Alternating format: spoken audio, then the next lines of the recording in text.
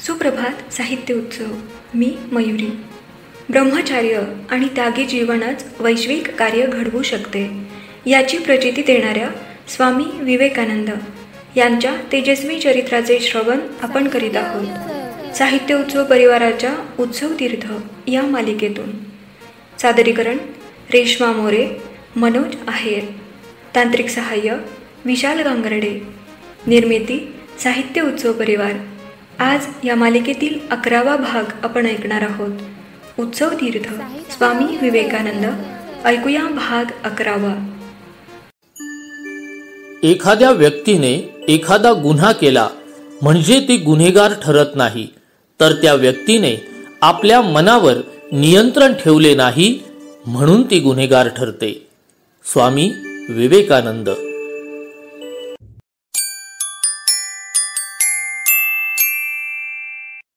श्री रामकृष्णांच्या महासमाधीनंतर आता त्यांच्या सगळ्या शिष्यांना असं एखादं स्थळ शोधण्याची गरज होती की जिथे ते सगळेजण एकत्र मिळून राहू शकतील. रामकृष्णांनी नरेंद्रांना आधीच सांगून ठेवलं होतं की तू या सगळ्या मुलांची काळजी घे. आणि यातल्या बऱ्याच शिष्यांनी आधीच स्वतःचं घरदार सोडलं होतं आणि ते रामकृष्णांच्या सेवेत रुजू झाले होते. या सगळ्यांनी एकत्र राहावं, इतर सगळ्या गोष्टींचा त्याग करून घरी न परतता साधना करावी, असाच रामकृष्णांचा उद्देश होता. आणि नरेंद्रांचीही तशीच इच्छा होती. पण ज्या घरात ते राहतील तर त्यांच्या राहण्याचा आणि किमान जेवणाचा खर्च कसा भागणार? आणि जर या सगळ्याची व्यवस्था आपण करू शकलो नाही तर हे सगळे आपले गुरुबंधू एकमेकांपासून दूर होतील. आणि मग या आदर्श महापुरुषाचा, श्री रामकृष्णांच्या विचारांचा प्रचार प्रसार आपल्याला कसा करता येईल? हीच नरेंद्रनाथांसमोर खूप मोठी अडचण होती. शहरातल्या काही लोकांनी नरेंद्रांची ही अडचण ओळखली आणि रामकृष्णांचेच एक परमशिष्य असलेले सुरेंद्रनाथ मित्र ते पुढे आले आणि त्यांनी हा सगळा खर्च करण्याची तयारी दाखवली. सुरेंद्रनाथ बाबूंनी शब्द दिल्याप्रमाणे कोलकात्यातल्याच वराहनगर भागात एक घर घेतलं. हा तोच भाग ज्या भागात एका मित्राच्या घरी नरेंद्रनाथ एकदा गेलेले असताना तिथेच त्यांना त्यांच्या वडिलांचं निधन झाल्याची बातमी समजली होती. तर याच वराहनगर भागात जे घर सुरेंद्रनाथ बाबूंनी घेतलं होतं ते अतिशय जुनं होतं, पडकं होतं आणि सुमसाम होतं. म्हणजे तिथे कुणीही फिरकत नव्हतं. तिथले लोक तर या घराला भूताचं घर म्हणायचे. अर्थात संन्यासी व्यक्तींना या कुठल्याच गोष्टींचा काही फरक पडत नसतो. त्यामुळे लवकरच हे सगळे काशीनगर भागातल्या उद्यान भवनमधून वराहनगर भागातल्या या नवीन घरात राहायला आले. अर्थात काशीनगर भागातलं ते घर सोडताना सगळ्यांचे डोळे डबडबले होते, कारण तिथे त्यांच्या गुरुवर्यांच्या आठवणी होत्या. पण इथे आल्यावरही त्यांना तितकाच आनंद झाला, कारण रामकृष्ण संघाच्या संन्याशांचं इथे पहिलं केंद्र स्थापन होत होतं, वराह मठ. याच घरातल्या एका खोलीत सगळ्यांनी मिळून आपल्या गुरूंचा अस्थिकलश ठेवला आणि ते जिवंत आहेत असं समजून सगळेजण रोज त्यांची पूजा करू लागले. या काळात नरेंद्रांना बऱ्याच समस्यांना तोंड द्यावं लागत होतं. एकीकडे त्यांचं कुटुंब संकटात होतं, तर दुसरीकडे या सगळ्या तरुण संन्यासी शिष्यांची जबाबदारी रामकृष्णांनी त्यांच्यावर सोपवली होती. नरेंद्रांसाठी दोन्ही गोष्टी तितक्याच महत्त्वाच्या होत्या. घराकडे लक्ष देणंही त्यांना गरजेचं होतं आणि या तरुण शिष्यांची जबाबदारीही ते टाळू शकत नव्हते. दोन्ही गोष्टी सांभाळण्याचा ते प्रयत्न करत होते. दिवसभर ते आपल्या घरी जायचे आणि तिथल्या समस्या सोडवायचा प्रयत्न करायचे आणि संध्याकाळ होताच ते घरून मठात यायचे आणि आपल्या सहकारी संन्याशांसोबत साधना करायचे. अर्थात सगळं काही अलबेल नव्हतंच.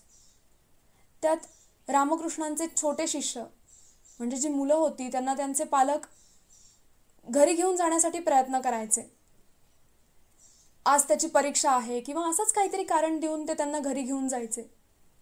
आणि ज्या पालकांना आपल्या मुलांना घरी नेण्यात यश येत नव्हतं असे पालक मग मुलांना समजावून सांगायचे की बघ, त्या नरेंद्रांनी तर काहीच सोडलेलं नाहीये, तो तर घरी जातो येतो आणि हे पण करतो, पण तुम्ही तर सगळं काही सोडून इथे बसलात. अर्थात नरेंद्रांना हे सगळं काही कळत होतं, पण ते काही बोलू शकत नव्हते. आता नरेंद्रनाथांसमोर एक मोठीच समस्या उभी राहिली होती.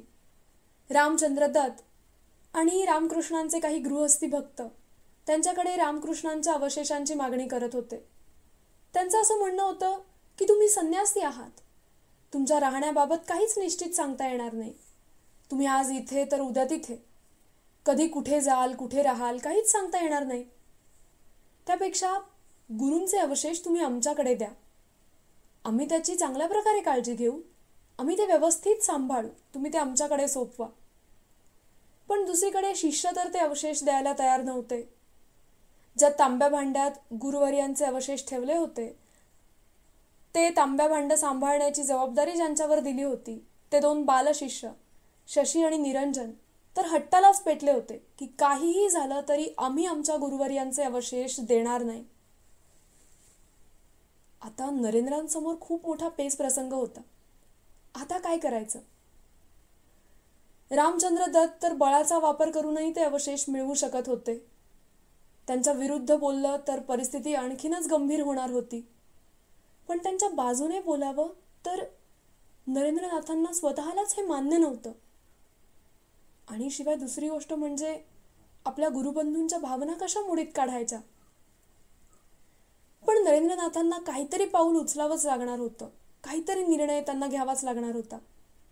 शेवटी त्यांनी आपल्या सगळ्या गुरुबंधूंना एकत्र बोलावलं आणि त्यांना समजावून सांगितलं, हे बघा, धार्मिक क्षेत्रात असे वाद अनेक वेळा झालेत, आपल्यातही असे वाद व्हायला हवेत का? रामकृष्ण देव यांच्या शिष्यांमध्ये संघर्ष झाला होता अशी नोंद इतिहासात आपल्याबद्दल व्हायला हवी आहे का? हे किती लज्जास्पद आहे. आपण हे अवशेष गृहस्थी भक्तांच्या ताब्यात देऊन टाकू.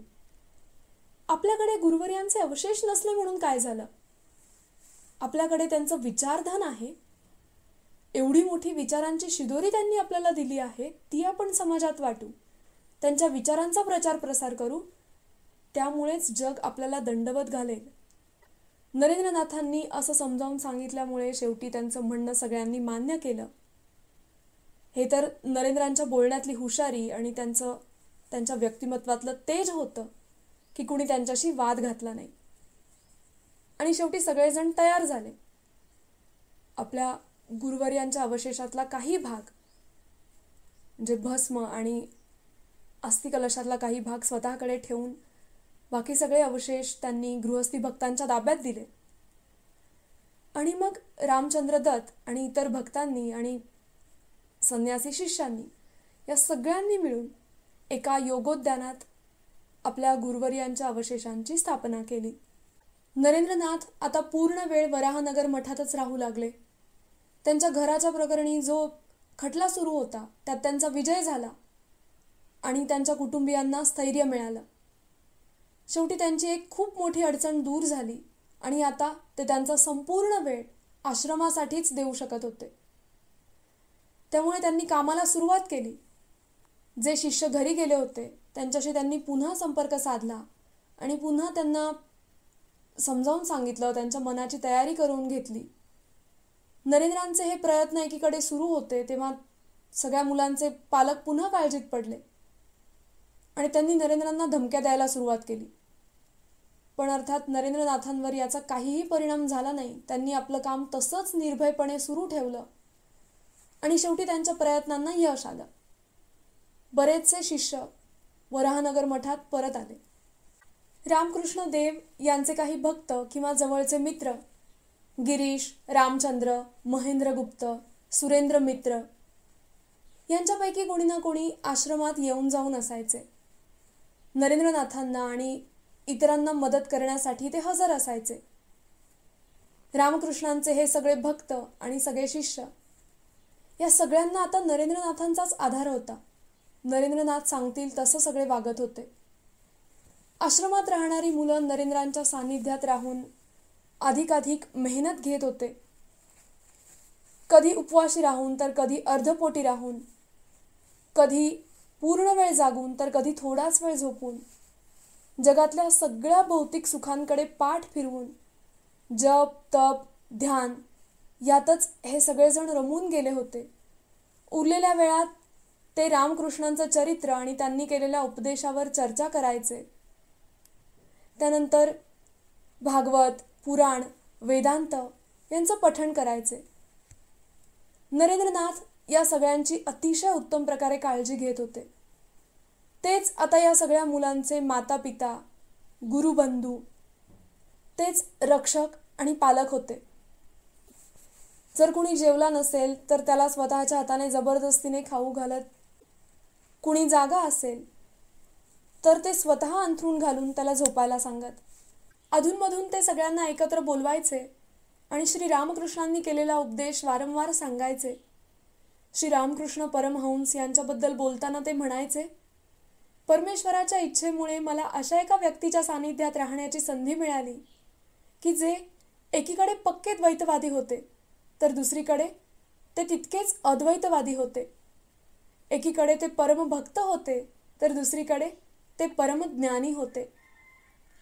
नरेंद्रनाथ पुढे सांगायचे, माणूस होणं हेच आपल्या जीवनाचं उद्दिष्ट असलं पाहिजे. हीच खरी साधना आहे. परमेश्वराची अनुभूती घेणं हेच आपल्या जीवनाचं साध्य आहे. श्री रामकृष्णांनी आपल्याला तसंच सांगितलं आहे आणि त्यांच्या विचारानुसार आपल्याला अनुकरण करायचं आहे. नरेंद्रनाथांचे बालशिष्य त्यांनी सांगितलेल्या सगळ्या गोष्टी अगदी काळजीपूर्वक ऐकायचे आणि फक्त ऐकायचेच नाही तर श्रद्धेने या सगळ्या गोष्टींचं पालनही करायचे. एक महत्त्वाची गोष्ट सांगायची म्हणजे नरेंद्रनाथांनी आपलं स्वामी विवेकानंद हे नाव अमेरिकेला जाण्यापूर्वी म्हणजे 1893 मध्ये धारण केलं होतं. त्याआधी समाजात गुप्त राहण्यासाठी म्हणून त्यांनी सच्चिदानंद हे नाव धारण केलं होतं. एकदा ते कोलकात्याला गेले होते आणि बरेच दिवस वराह मठात राहून काही शिष्यांच्या असं मनात येत होतं की आता आपण तीर्थाटनाला जावं. पण नरेंद्रनाथ असताना आश्रमातून बाहेर पडणं अशक्य होतं. आता नरेंद्रनाथ हजर नव्हते, ते कोलकात्याला गेले होते. त्यामुळे 1-2 शिष्यांनी विचार केला की आता आपण नक्की बाहेर पडू शकतो. आणि त्यातलेच एक बालसन्यासी शिष्य शारदा प्रसन्न प्रवासाला निघून गेले. नरेंद्रनाथ जेव्हा वराह मठात परत आले तेव्हा त्यांनी पाहिलं की शारदा प्रसन्न नाहीये. त्यांना काळजी वाटली आणि त्यांनी राखालचंद्र म्हणजे स्वामी ब्रह्मानंद यांना विचारलं की कुठे आहे, तुम्ही त्यांना कसं काय जाऊ दिलं. तेव्हा एका शिष्याने एक पत्र नरेंद्रांच्या हातात आणून दिलं. नरेंद्रांनी पाहिलं तर ते शारदा प्रसन्नचंच पत्र होतं. त्या पत्रात त्यांनी लिहिलं होतं, मी श्री वृंदावन इथे पायी चालत जातो आहे. इथे वराह मठात राहणं माझ्यासाठी अशक्य होऊन बसलं होतं. इथे सारखे माझे आई वडील माझ्या स्वप्नात यायचे आणि घरी जायची ओढ तीव्र व्हायची. 2 वेळा तर मी घरी जाण्यापासून स्वतःला रोखू शकलो नाही आणि घरी जाऊन भेट देऊन आलो. जर हे असंच होत राहिलं तर या सगळ्यातून बाहेर पडणं पुढे कठीण होईल. या मायेच्या जंजाळातून जर स्वतःला सोडवायचं असेल तर इथून दूर जाणं मला आवश्यक वाटलं आणि म्हणून मी प्रवासाला निघून गेलो. नरेंद्रांच्या लक्षात आलं की शारदा का गेला, कुठे गेला, कशासाठी गेला. आणि मग त्यांनीही विचार केला, आपणही तीर्थाटन करायला हवं. हे मायेचे पाश आपण तोडायला हवे. आश्रम सोडून कुठेतरी दूर जावं असा निर्णय त्यांनी घेतला आणि इसवी सन 1888 मध्ये त्यांनी वराह मठ सोडला आणि त्यांनी तीर्थाटनाला सुरुवात केली. ते सगळीकडे फिरले, वेगवेगळ्या ठिकाणी त्यांनी भेटी दिल्या. तीर्थाटनाच्या निमित्ताने त्यांनी संपूर्ण भारत पिंजून काढला.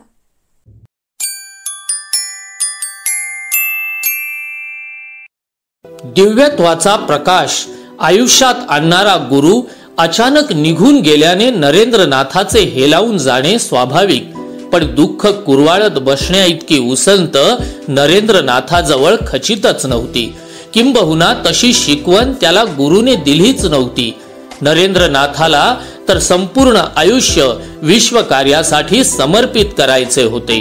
म्हणून या दुःखाला कुरवाळत न बसता त्यावर मात करून नरेंद्रनाथ आपल्या गुरुच्या स्मरणार्थ एका मठाची स्थापना करतो. हा मठ म्हणजे रामकृष्ण परमहंस यांच्या इतर शिष्यांनाही संन्यस्त मार्गाकडे नेणारा आणि वैश्विक कार्य समजवून देणारा पहिला पायाच. इथेच नरेंद्रनाथ स्वतःला संन्यस्त म्हणून घोषित करतो आणि स्वामी पदाला पोहोचण्यासाठीच पहिलं पाऊल टाकतो. त्यासाठी आवश्यक स्वतःचं जन्म नाव याचाच तो त्याग करतो. इथून पुढच्या काळात नरेंद्रनाथाला कोणीही नरेंद्रनाथ म्हणून संबोधणार नाही, तर स्वामी म्हणून संबोधणार आहे. विवेकानंद होण्यासाठीच हे पाऊल निश्चितच मानवतावादी धर्माचं नेतृत्व करण्यासाठी या महापुरुषाला बळ देणार यात शंका नाही. हीच शक्ती, हीच उपासना आणि हाच योग आपण समजून घेणार आहोत उत्सव तीर्थच्या पुढील भागात. तोपर्यंत नमस्कार. दर्जेदार साहित्याचा आणि कलाकृतींचा आस्वाद घेण्यासाठी जॉईन करा साहित्य उत्सव व्हॉट्सॲप किंवा टेलिग्राम ग्रुप. जॉईन करण्यासाठी संपर्क करा 98 81 60 20 25 या क्रमांकावर. संपर्क क्रमांक पुन्हा एकदा 9881 60 20 25. साहित्य उत्सव हे यूट्यूब चॅनल आजच सबस्क्राईब करा. साहित्य उत्सवच्या फेसबुक पेजला जरूर भेट द्या. ज्ञान आणि मनोरंजनाचा आविष्कार साहित्य उत्सव परिवार.